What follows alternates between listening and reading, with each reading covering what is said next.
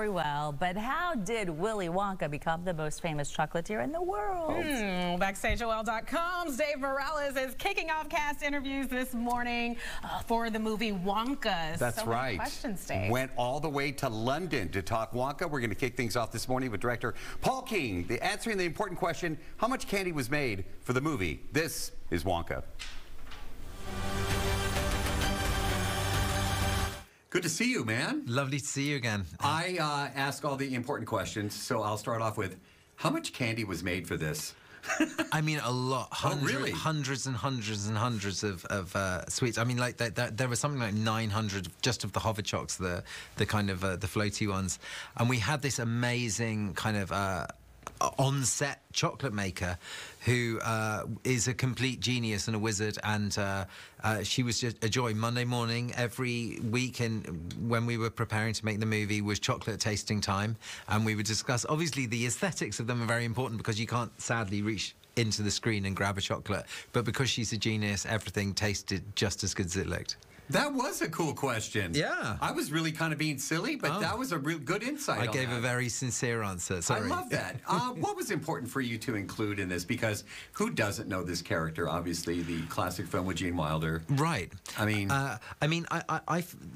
we really wanted to make a movie that honoured that film and kind of sat alongside it as a kind of companion. Was really important to me because it's something that I grew up with. Like, I think everyone, and we kind of really wanted to honour it, and you know, which is why we use their look of the Oompa Loompas. It's why we use Pure Imagination. We use the Oompa Loompa song, and there's like loads of little kind of hat-offs to it. I mean, it's its own story, and it's set 25 years before, so it's a much more optimistic, outgoing Willy Wonka before he's kind of retreated behind the walls of the chocolate factory. But we really wanted just to capture that sense of kind of joy and silliness and beautiful emotion that movie had.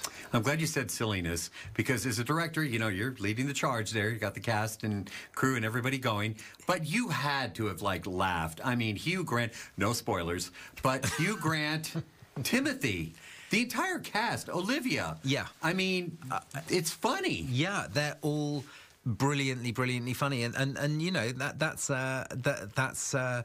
what just as it should be. It's exactly what you want. Follow-up question to that is, what makes this the perfect holiday film for the entire family? Well, I think this is really a film about family, and it's about the family that you're born into and the kind of lasting impression that your parents can leave on you.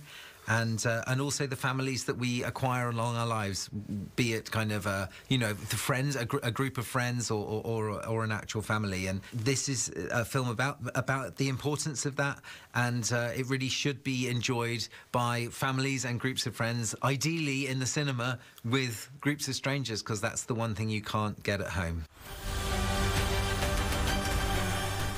He is so right about that. It's fun, it's colorful, it's bright, there's lots of candy. Opens in theaters this Friday. You can start seeing it on Thursday night. Travel by Warner Brothers. The movie is Wonka. Keep in mind, this is a prequel.